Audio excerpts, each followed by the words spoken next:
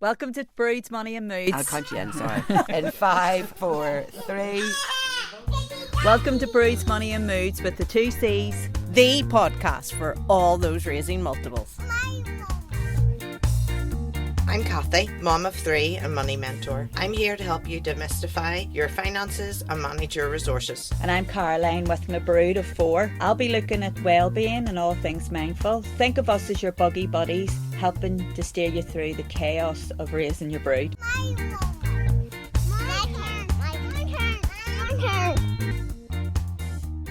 This week we have Claire, mum of the teenage twins from our last episode, Jude and Ollie. Bringing up teens certainly is an adventure, but what's it like when they come in twos? So we're really lucky today, Kathy, aren't we? The last episode we had the charming boys, and this is the lovely mummy of those boys, Ollie and Jude. We were, Or Jude and Ollie. Jude and Ollie. Jude is That's right, 8 sorry. minutes older. Yeah. Give him his place. Exactly. Has it always been Jude and Ollie? Always been Jude and Ollie. You always have that same sentence, Because Jude for and Ollie. 8 minutes he was an only child. Yes. That's right. That's And important. he relished those 8 minutes all by himself. And then 8 minutes later came tumbling, crashing into his life with that little blonde bombshell, Ollie. Yeah. And tell me this, does he always want to have that place that he was the only child? Do you think there's some sort of theme that goes on around that? I don't know that he'd want to be an only child, but I think he definitely does take on the older twin. Yes. He is definitely takes that role in our house, and we probably expect a bit more of Isn't Jude. it strange, even in a few minutes? Even in a few minutes. Even in a few minutes, you have everybody has a place in the family. Everybody has a place, and all through even their relationship, he was always the one looking out for Ollie, you know, keeping an eye on him. Is he okay? God. Where is he? You know, that when they were at nursery school, they were in 2 classes. That was, we didn't get the choice in that. Yes, yeah. At that stage, the nursery school that they went to automatically separated twins. Right. And I wasn't sure how I felt about about that. But in a way, I was almost glad it was taken out of my hands, because then we didn't need to make, we The didn't have to decision. make the decision. The choice, yeah. And we sort of thought, look, let's see how it goes. This is the first opportunity they will have to be split. We'll see how it goes, and if it doesn't work, we'll put them back in together for P1, which we could do. Yeah. So they were split, and in that nursery school, each class was on either side, but it was joined by the toilets by 2 swinging doors. Yep. And Jude spent lots of his time in the toilets waiting for that door to open so that he could take a peek in to make sure, is Ollie okay? Did Ollie get a biscuit? Is Ollie with somebody? And so he always kind of had that role, that looking after role. It really fascinates me, because when I said, when I met the boys, I really did feel like looking into the future. I can imagine my boys looking like that, the blonde and the brown. And the older twin, there's 29 minutes between mine, and he is hyper vigilant about him. Yeah. So we call them they're my babies, and we call the other one 29 minutes younger, the baby. Yeah. And that's always been the saying in our house. But he is over the top anxious about him. Doesn't care about his own safety, but I can only imagine what he'd have been like. Yeah. And my thinking around it was, when they were born, the baby had to get rushed into the neonatal. And I always thought that was the first time they were separated. Yeah, that And anxiety. they were Yes. separated Yes. for a couple of weeks basically. And it's obviously, you know, it all being pre-verbal, and you're so much going on, but my understanding of it now. And then there was another incident of the one I'm talking about is more hypervigilant. He swallowed a pound coin. It was a complete accident, okay? It was a complete accident. It was mayhem and whatever. And no, it's really sad about it. he got took out for a takeaway after, and that was his me time, and that was the best thing about swallowing the pound coin and sitting in the back of the car. And and I have a wee video. This is Gino time, because it used to be X Factor. It's Chico time, so we call it Gino time, and that's what he says. It's Gino time. But then a couple of weeks later, because the other one's a wind-up merchant, he came in running to me, and they were with their granny in the car. This is the way it went. And Gino ran into the house screaming in convulsions. He's swallowing a coin, he's swallowing a coin. He was waiting him up. Right. He was waiting him up. Oh, you're joking. Yeah, enticing him, just, I'm going to swallow this. And he really, really found that hard. So it was round about that time, about, you could start to notice it about 2.5, 3, how much he sees himself as the older brother, has to take responsibility for his younger. So that still continues. That still goes on. I think that's just in the subconscious. I think that just underpins kind of the relationship all the way along. Fascinating, you know. You'd love to know what has went on with him. Wouldn't you? Yeah, and you draw absolutely what has went on. Absolutely. You know, the rhythms and what were it's fascinating. It's fascinating territory, isn't it? And you know, the boys, you know, were in the same room together for years, you know, really up until they were maybe about 10 or so. Yeah, and then they split into 2 different rooms. And that was a bit hard going too, that initial splitting them up. And, you know, even though, you know, it was a natural progression, it was time to do it, it still was a bit hard. And I'm sure they probably find it tricky too, that initial splitting after being together for all of those years all to those now. years. Yeah. As much as they say they want their own space and they like having their own space and they need it as teenagers, you know, it is difficult. Yes, because that was fascinating to me, listening to them, and you wonder later on they're going on 2 different journeys in their life, and what the relationship will be like when they're not as in the proximity of each other as much. Absolutely. Yeah, I wonder about that a lot, and it worries me in a way that I hope that they always do have that bond. You know, they're very, very different boys with very different social circles and different interests, but something always brings them back to each other. You know, you would always hear them, you know, when they're together making toast at night or whatever, and they'll be decompressing what's happened during the day at school, you know, and they still have that still goes on to this day. And I hope they never lose that. I hope they always have that to tether them together. Isn't it? Yeah, it is. Yeah. We've all become is. more connected, you know, digitally. So you would imagine that no matter where they are, there'll always be that message or that interaction or that I hope closing off the day. I do. I really hope that and I mean, will I always think be there. that seemed quite evident when we were talking to them. Yeah, I hope You so. know, so yes. Yes, so that's some of the challenges then that you face and but what's been big milestones, you know, certain times, and it's because they did talk about the transition from primary into secondary. Was that a big milestone? That was for you? difficult in terms of managing 2 in one go. That I found that difficult. The anxiety was always there, that you wanted them both to do well. You wanted them both to kind of match each other, because it's very difficult to be celebrating somebody and commiserating with another, you know, and trying to boost them up when they know the scores are on the doors. You know, you can see that for yourself. What we have here is a transfer test. Yes, on the transfer test, in particular. To move into secondary age school. And so that was hard. I remember the day that the letter came out for that. And, you know, I was sort of pretending not to be anxiously waiting for the postman. But when he came, opening both the letters, Jude opened his first and we could see how he had done, and that was a relief, and it was, oh my God, that's brilliant. So you opened the letter one at a time? One at a time.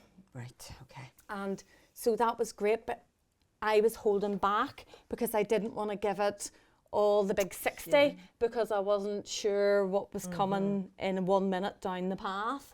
And so then Ollie opened his, and thankfully he had also done brilliantly. So that was a relief, and we could all celebrate together, and that was great. And that is a big achievement for the whole family that just got to that. That was, well, look, that was all their work. We can't take any credit for that.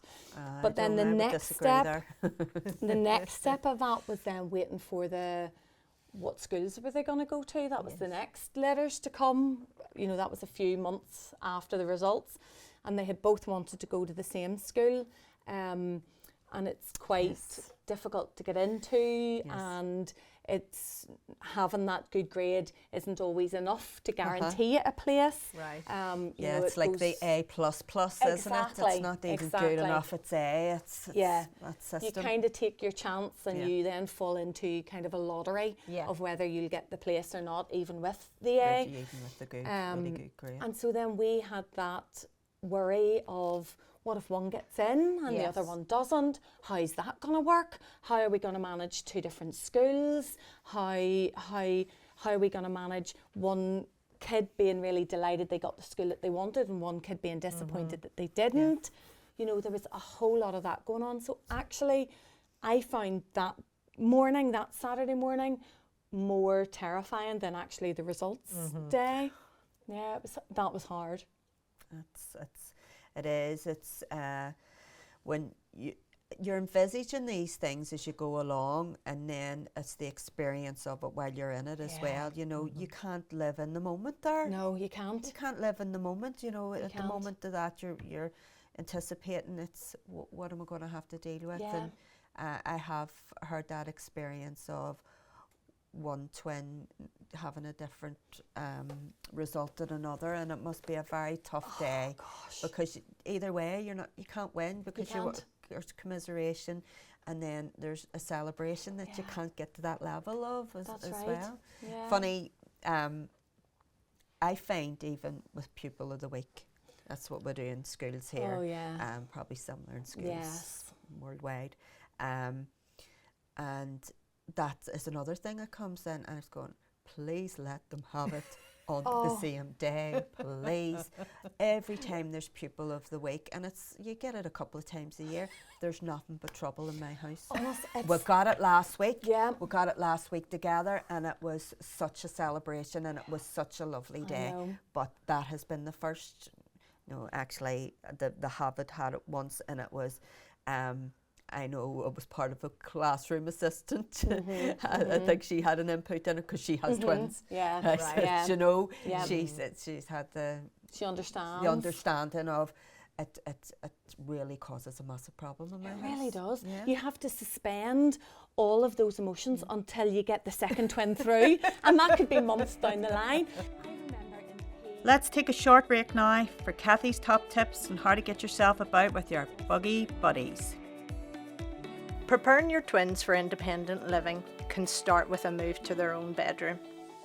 Claire has shown us how we can get a return on our parenting investment. Jude and Ollie have become responsible big brothers, each looking after their younger brother. This comes at a cost to the bank of mum and dad, but let's consider the benefits.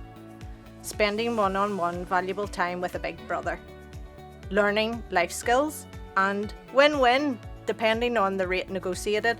I hope it costs less than an out-of-school club. Jude and Ollie have started to consider their path to higher education. This made me reflect on the potential cost of having two children attend university at the same time.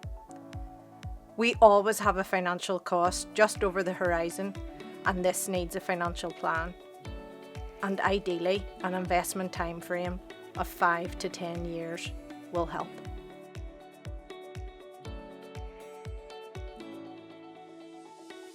I remember in P4 or 5, let me think, because I know which teacher it was. So it was P5, and Jude very early on in the year got the certificate. They get these sort of monthly certificates, and he had got it, and it went up on the fridge, which it always does, and it was great. Well done, Jude. and then you're waiting for the next month. Is it Ollie's turn? No. So October passed, November passed, December passed, and Ollie started to pipe up. When am I getting my? So, you'll get it. January, February, March, April, all had passed, and then I was starting to worry, oh no, we're not going to get another one here. We're going to go through a whole year. And so I had to phone the teacher, oh my God, and say, look, I don't know whether he's just been a bad wee beast the whole year or whether you might have forgotten about him. And he said, I forgot. That's what happened. I can't believe it. I can't believe I've forgotten him. And I said, look, I knew there was only one more opportunity to get the certificate, and I wasn't leaving it to chance. You get an idea in your week. They come into you and they know themselves. They do. I'm going to get this. They do. And that's what happened to me. And of course, I've had Pupil of the Week certificates in and them being ripped. Yeah. Yeah. Right. Yeah. So it's a tough one. It's supposed to be a celebration, and then you have to deal with that because you've got multiple. Always splitting yourself like that. Splitting. I think that's life as well. You know, we can't shield. I know. You know, that was, you know, a situation where the teacher wasn't mindful that, you know, had everyone achieved this milestone. But I think in life we can shield children. We can't just shield them into just having the good times. I know, you know, the that's reality true. of the not so good. But my first moment of that was at Irish dancing, and I mean, the two girls were obviously the same age, so they were dancing the same dance, and I mean, they didn't even have the outfits. It was just a wee, you know, and one was like a fairy doing ballet, and the other one was, you know, trying to rhyme off the routine that had been taught, and then taking that picture with the medals. The one who'd got the bronze or third, you know, was in the picture, and the other one, you know, so it is, and I'm sure they feel it between the two of them that one is like radiant. I got this medal, and the other one's going. It definitely, I think it's something around. I've actually felt my head like breaking in two. Like there's a physical sensation of the splitting of your head having to be two things all the time. All of the time. All of the time. That day I laughed and cried at the same time. It was you know, but I just really wanted to go and take the one off the stage who didn't know how to Irish dance. It's just not her thing. No, that's right. That's it. Yeah. And it's good that they realise that, you know, but as a parent, you can't, like the Saturdays were, well, okay, so you can both go to dancing, you can both go to gymnastics, and it's a bit like how your boys were explaining. Well, the other one there was going, this is boring. You know, this is not my thing. So we sent them both to gymnastics because that was Ollie's thing. And we had a first gymnastics competition that they were both entered into. And of course, you know, Ollie loved the gymnastics. He was able to, you know, do his thing, and Jude just did it because he had to go along and spend that just hour. the mechanics of it. However, when it came to the placings, Jude got the medal and Ollie didn't, and that was awful. That was really, really awful because it was Ollie's thing and he didn't achieve. And Jude, who was naturally more sporty, just naturally was going through the paces but excelled at, you know. And that was horrendous. Didn't ever want to have to go through that again. No. Lots of things like that. Lots of times when you're splitting your emotions. I remember in one of the school trips in nursery school, they were going to the zoo, and each class had a bus. You know, you went with your class teacher on the bus. It was all on the same day, but it was two different buses. And I was going along as a mummy helper, and I was asked to choose which bus I wanted to go in, and it was like Sophie's Choice. It was absolutely awful making that decision. Which child am I going with? And so I chose Ollie, because he was always the one at that stage who was a little bit more, he was the baby, he is the baby, and I knew that Jude would be a little bit better at being on his own and understanding of that. And so I let him go on his own on the bus, and I sat with Ollie on their bus. And when we pulled up at Belfast Zoo, Jude's teacher came running over to the bus, bang, bang, bang, bang, bang. You'll have to come quick, you'll have to come quick. Jude's really upset. He's cried from the minute we left school to here. And he was, that broke my heart. But you know what? That was a really good learning curve for me. That was, I was the voice. And I should have said, I am not splitting myself. The two of them are going to have to go on the one bus with me. I am one parent with two children. And it's small things. You never want to kind of be that pushy parent or be that parent that's going, you know, I want something special. But you learn as you go along. There's times when you need to vocalise and say, no, I'm sorry, I'm not splitting like this. I'm not choosing one child over the other. They're both coming with me. I think that it's not intentional, but they just haven't thought around the consequences. It's not intentional, and I think that's where the change can happen. As you say, I recognised it was something that I needed to do. Hindsight is a wonderful thing. It is. That's it, and that's where we do the learning. It's not actually in the experience. That's it's right. in the hindsight. So, and then we beat ourselves up Yeah. about it. Oh, the I guilt. feel really bad about it, but there's the learning in it. I know now from having done it, and then you can be the advocate in terms of the school. That's something for better practice in the future. Absolutely. I experienced so the first set of parent-teacher meetings going into post-primary school. So this is all new to you as well, isn't it, Kathy? One child didn't want to come and meet the teachers, so I went with our other daughter. But as one parent, you can only see one child's teachers. Absolutely. So then we weren't able to. So now I know. All ahead of me. Yes, now I know that I would need to be saying to my husband, "Well, you're going to have to come, and we'll, you know, mix and then, match." Yes, That's yes. exactly. Whereas I didn't know until I Yeah. got there, and then I got. Well, you didn't go and see any of my teachers. I said, "Well, you didn't want to come to the school either." Yeah. But I think when we start off, that's the saying.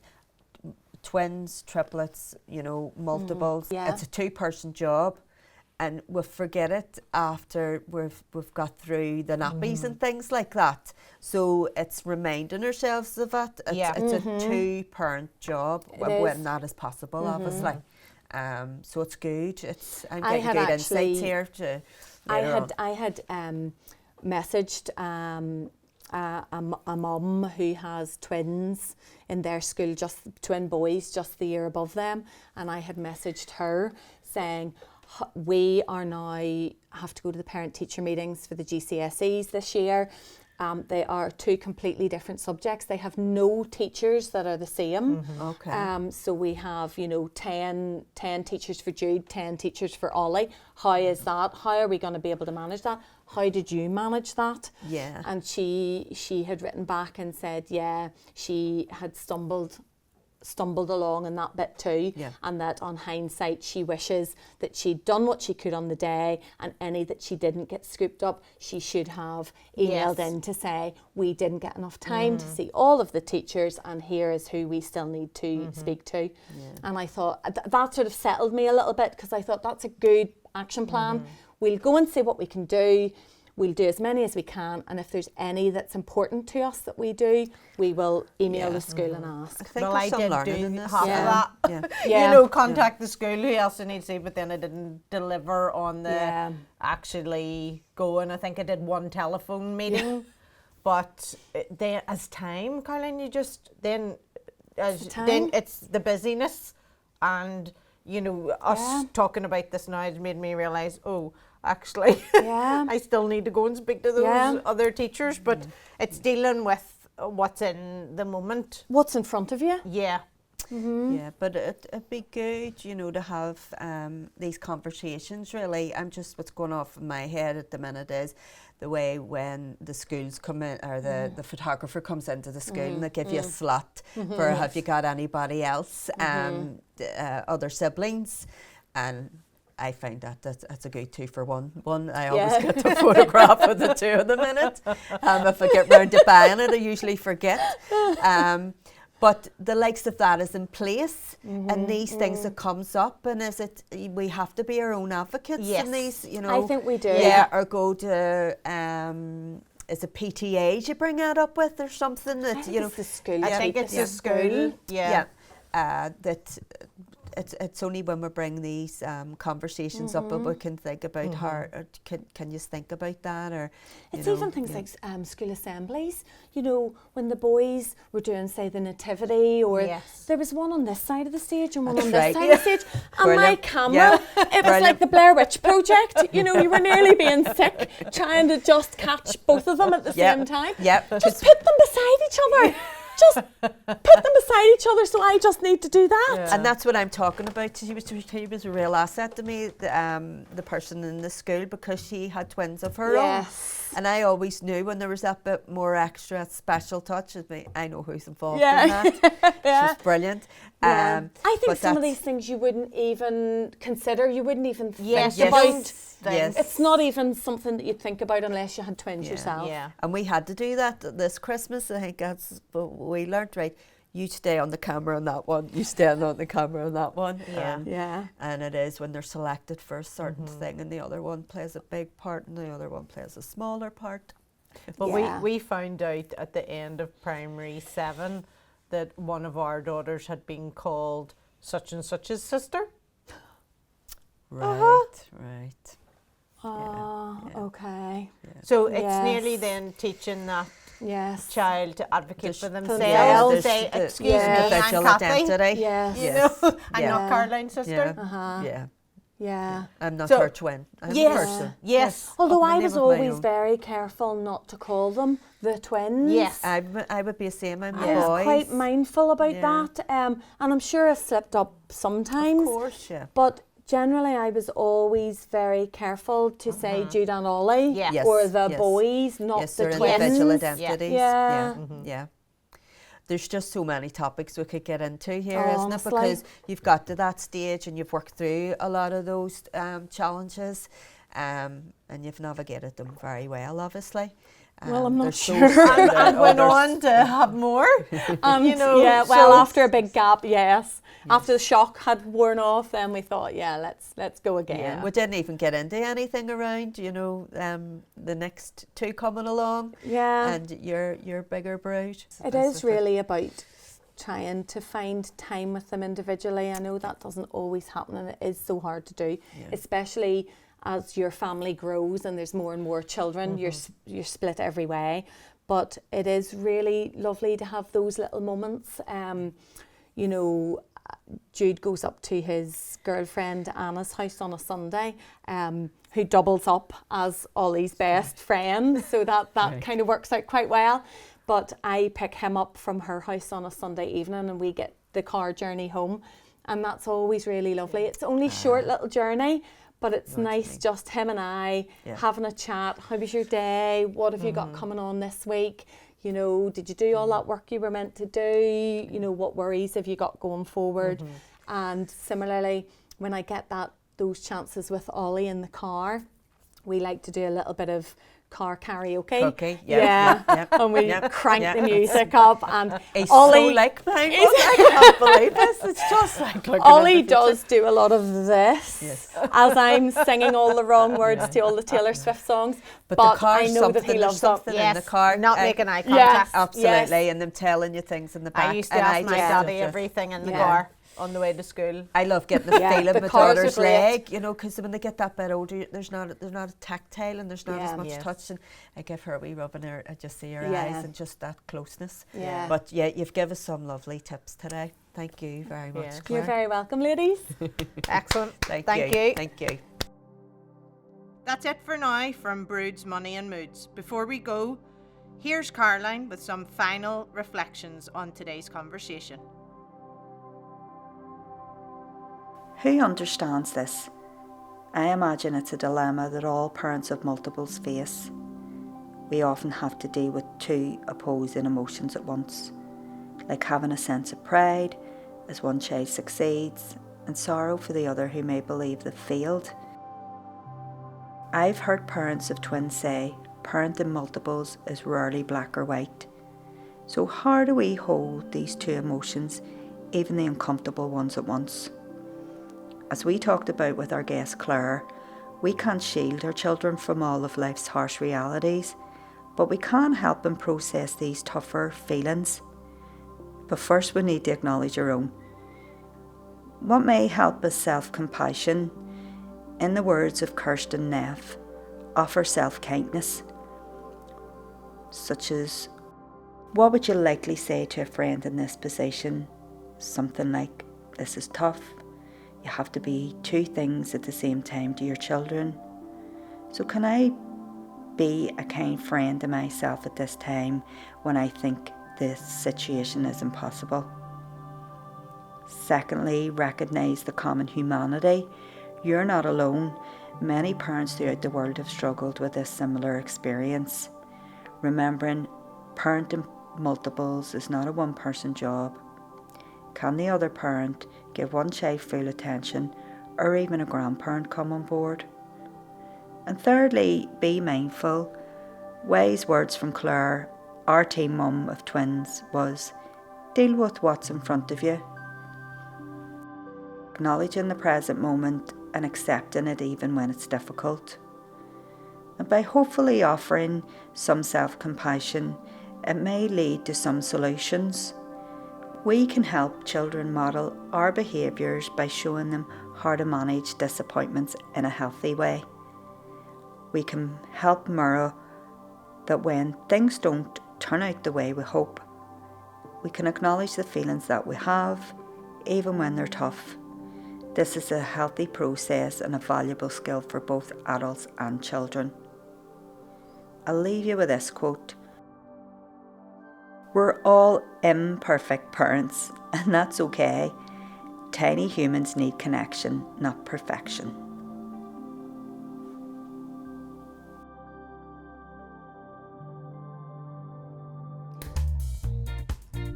That's it from us today at Broods, Money and Moods. Hope you've enjoyed this episode. If you are a parent of multiples or a multiple yourself and would like to take part in our podcast, please do get in touch at hello@broodsmoneyandmoods.com. Like and subscribe now so you don't miss any episodes.